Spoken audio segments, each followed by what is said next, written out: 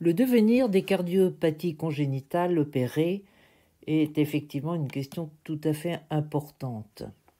On sait aujourd'hui que 85 à 90% des enfants qui ont été opérés d'une malformation cardiaque vont atteindre l'âge adulte.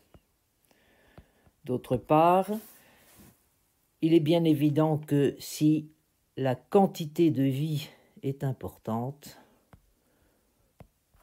la qualité de vie est aussi un facteur tout à fait essentiel. 3 cas de figure, grosso modo. Premièrement, la guérison totale, guérison à 100%, vie strictement normale, y compris bien sûr les sports, et cela représente environ 50% des cardiopathies. Parmi celles-ci, le canal artériel, la communication interauriculaire, la communication interventriculaire, à condition bien sûr qu'elle ne soit pas opérée trop tard lorsqu'il y a une hypertension artérielle pulmonaire, nous l'avons vu, le RVPA.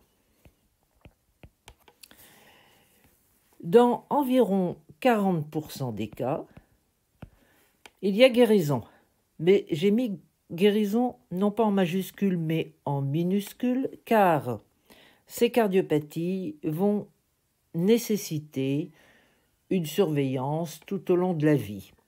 Cependant, on peut dire que ces patients vont avoir une vie normale, y compris en faisant certains sports, mais pas de compétition.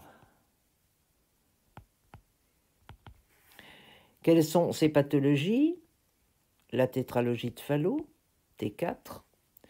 Pourquoi? Parce qu'il peut y avoir, après souvent un long moment, plusieurs décennies, une fuite pulmonaire qu'il faudra traiter. La coarctation aortique. Chez le nourrisson, il peut y avoir des récidives. Et chez le plus grand, il peut y avoir la persistance d'une hypertension artérielle. Ce n'est pas l'hypertension artérielle pulmonaire, c'est l'hypertension artérielle classique systémique qu'il faudra surveiller tout au long de la vie. Il y a les transpositions des gros vaisseaux qui ont été traités par un switch artériel.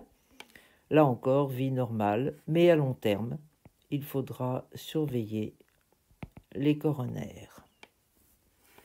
Le canal atrioventriculaire, car il peut y avoir ultérieurement des problèmes sur la valve mitrale.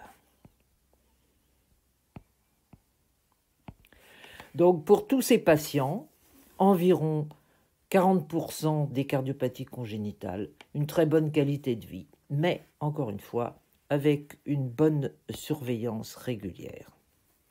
Reste le cadre évidemment plus compliqué des cardiopathies complexes, grosso modo 10% des patients opérés, où là, il faudra avoir une surveillance encore plus resserrée, car les risques sont des dysfonctionnements à long terme, tout ça, au niveau du ventricule droit, voire du ventricule gauche selon la pathologie, des troubles du rythme cardiaque et de la conduction qu'il faudra là aussi surveiller attentivement. Enfin, pour certains, lorsqu'il persiste une hypertension artérielle pulmonaire fixée, il faudra une surveillance très importante.